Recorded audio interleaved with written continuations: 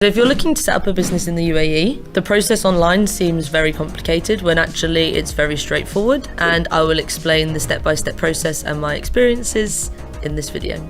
You need to know your business activities first, because you can't really predict or choose anything until you have that. Different activities are offered in different jurisdictions, different activities have different prices, different activities allow you to do different things, so you need to figure those out first before you can make any other decision. Try to keep it small. I'd say to start off with 1 or 2. Don't get too greedy, because the more activities you have, the more compliance checks there will be with bank account opening. And usually 1 or 2 will cover everything that a company offers anyway. So you've got your business activities ready, then you need to inquire through either the free zone directly or a consultancy to check pricing and free zones available. Once you have those, then obviously ask for their contracts to go through their terms and conditions, so then you're not signing up to something with a surprise. Obviously, once you've found the one you like, then you choose them and you go through them to help you set up your company. The application will then be submitted to the free zone and then be put under review. At the same time, they will do a trade name reservation, which is where you give 3 potential business names in order of preference. If you have a mainland company, you can work with anyone. If they're local, international, anywhere. So mainland will be non-restricted, so you should work with them. It's the best choice because it's non-restricted on who you can work with. Also, it means you're legally compliant, so you're not going to face any issues moving forward. Also, if you start with a free zone company and your company grows, you're most likely going to have to move to a mainland company anyway. So if, like I say, if you're already working locally and you obviously want to grow the business, then mainland would be the better option. And also, it doesn't require an Emirati anymore. You don't have to have huge office spaces anymore. It can be a smaller one, so it's become a lot more cost effective. Do you know what I mean? And an easier choice for people to go for. For your office space for a mainland company, you can choose anywhere within that emirate. So if it's a Dubai mainland company, you can have your office anywhere in Dubai. So for mainland companies, you need to put forward 3 potential trade names in order of preference.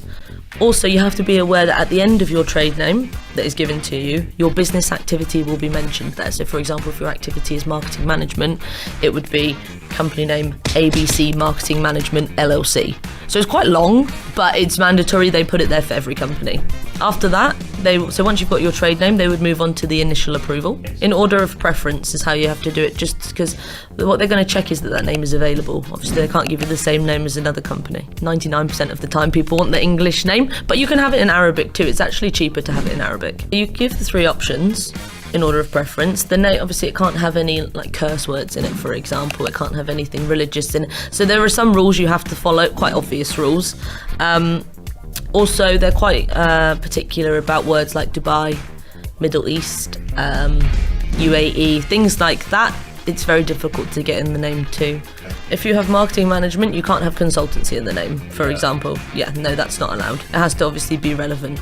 You can't have like Kate's Management Consultancies Marketing Management when I don't have a management consultancies. Everything is fine with those 3 names. If they're all available, then you'll get your first choice. So then that will be issued and you will get, it's like a little certificate for your trade name reservation.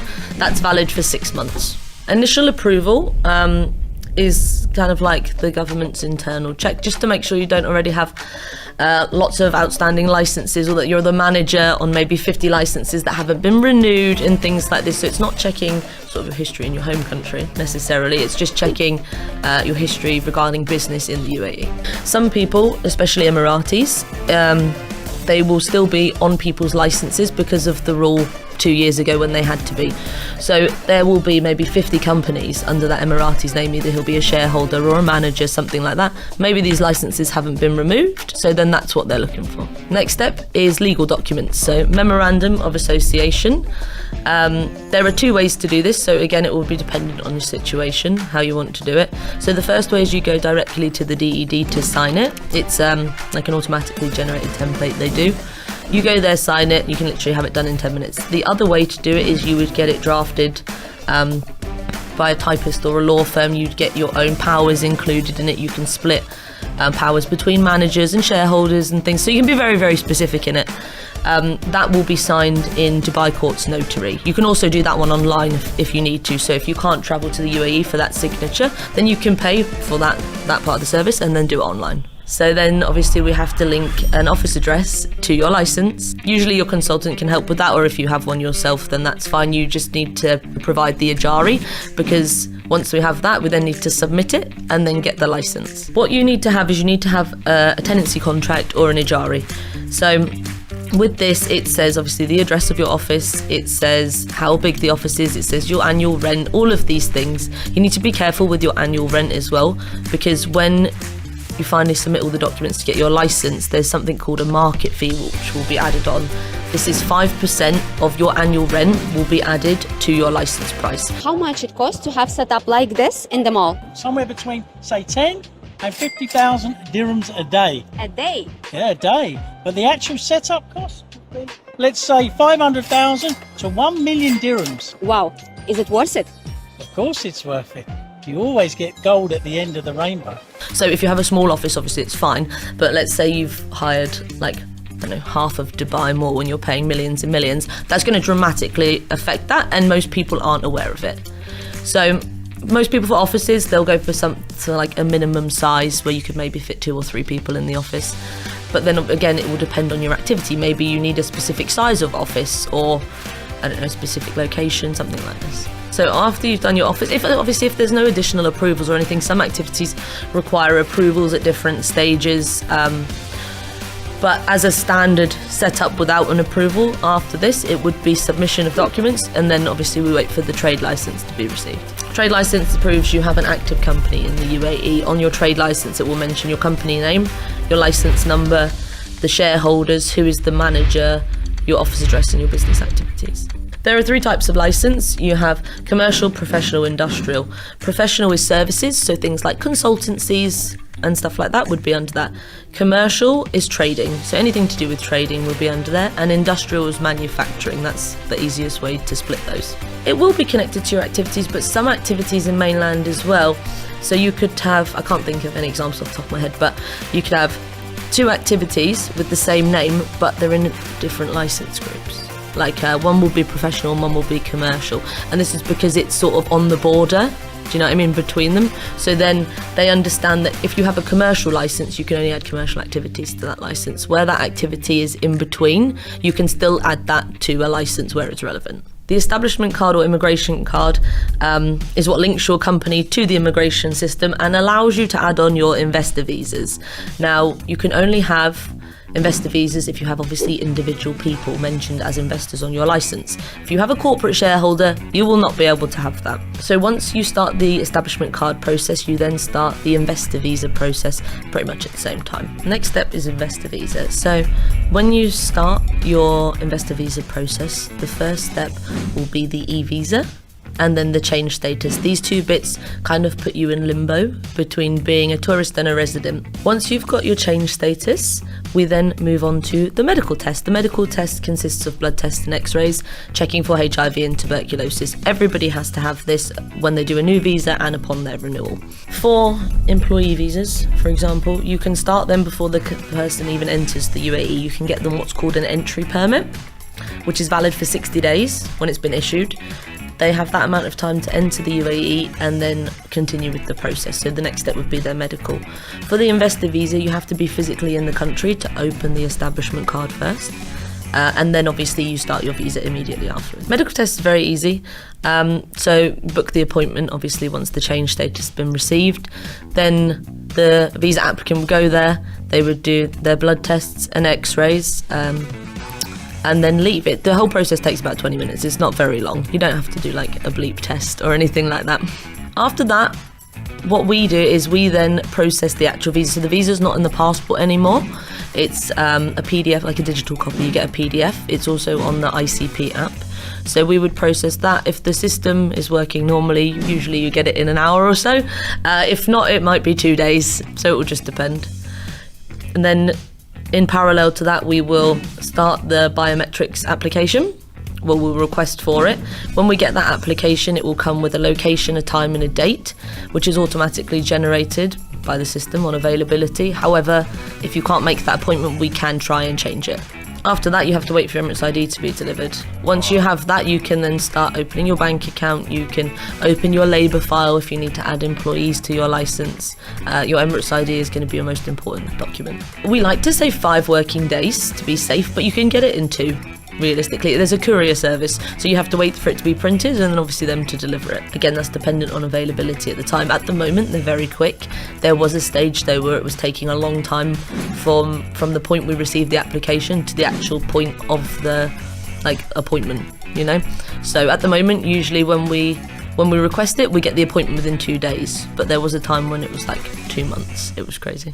So we tend to recommend WEO to start off with. WEO is a digital bank based out of Abu Dhabi. It's still regulated by central bank. It's a little bit like Revolut in the UAE, but they will open your account within 5 to 7 working days. Whereas a local bank like Emirates MBD or something will take 2 months approximately. So we recommend doing that just because it's quick and it's easy. Start having some transactions, building history for your company, and then in parallel you can set up your local bank, or you can wait 6 months until you've got that history, and then it will be a lot quicker for you to open your local bank. They only have 4 currencies at the moment. Also, it's a monthly subscription for the package, and there's no branches, so if anything, God forbid, did happen, you can't go in and sort it out. You have to wait for them to answer the phone. Some people stay with WEO for the whole time. Other people need different currencies. Maybe some people want to go with a bank because they get better points when they use their card or something along those lines. So it just depends on your specific needs. Set WEO up just because you will have the card and the account open so quickly, so you can send and receive money. Set that up. In parallel, you can start setting up your local account.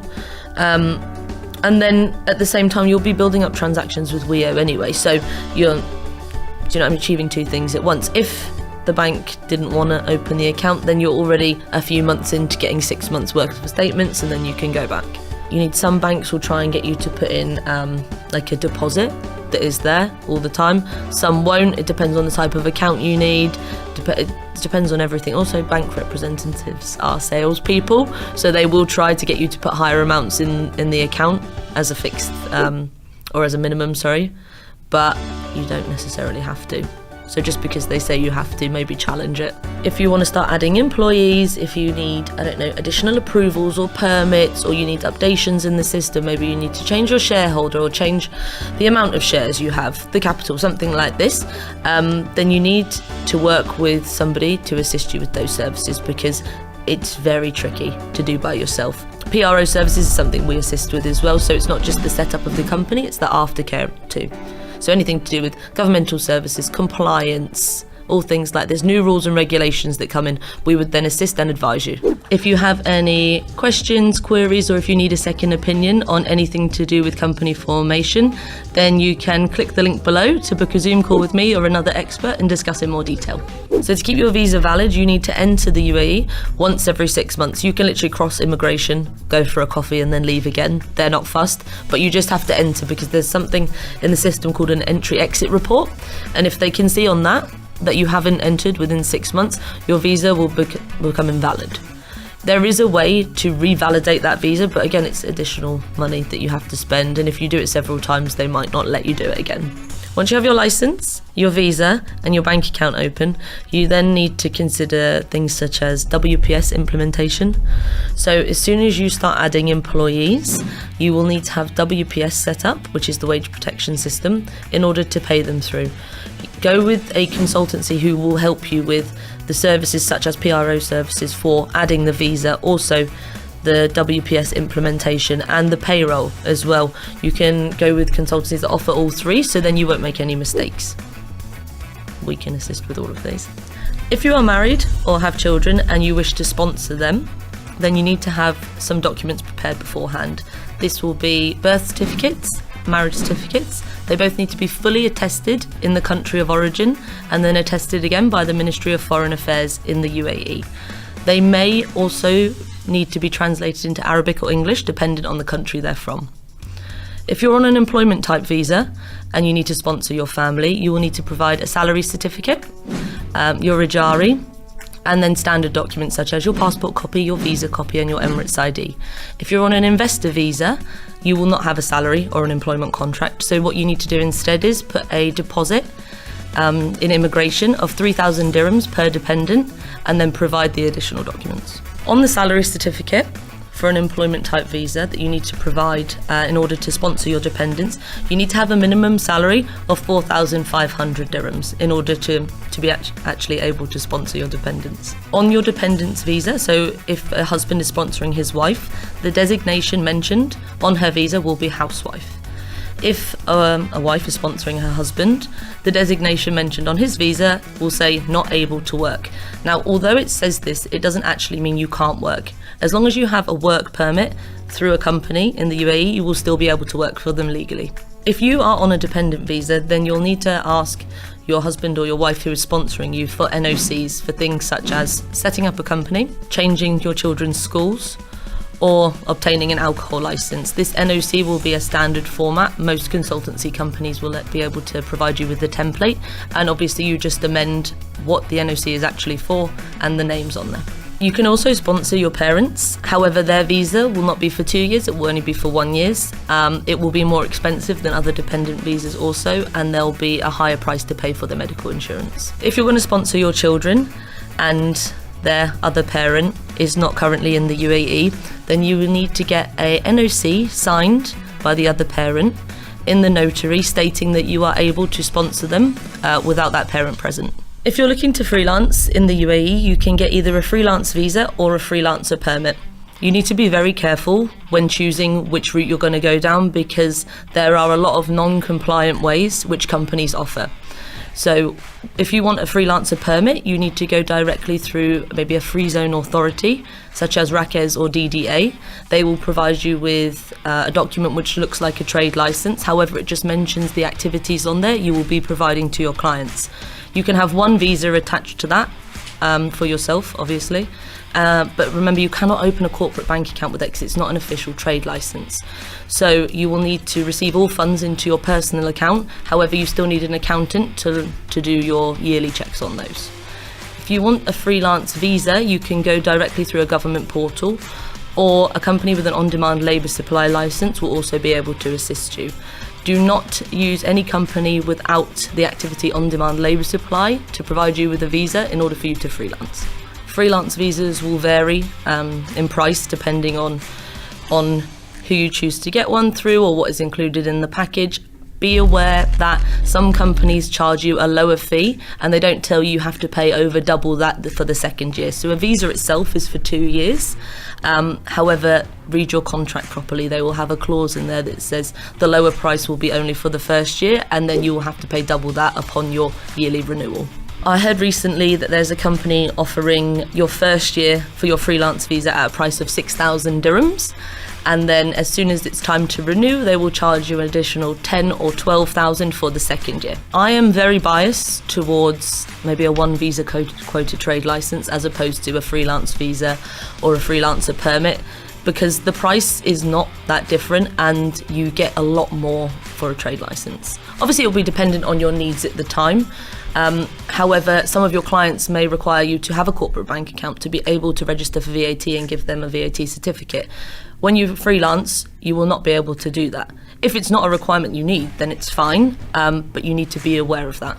It's an amazing thing for a residence visa, not for a freelance visa. If you just need a visa to live here, so if you just need to live in the UAE and you don't need to work, then that visa is perfect. But if you actually need to work, then it doesn't really make any sense.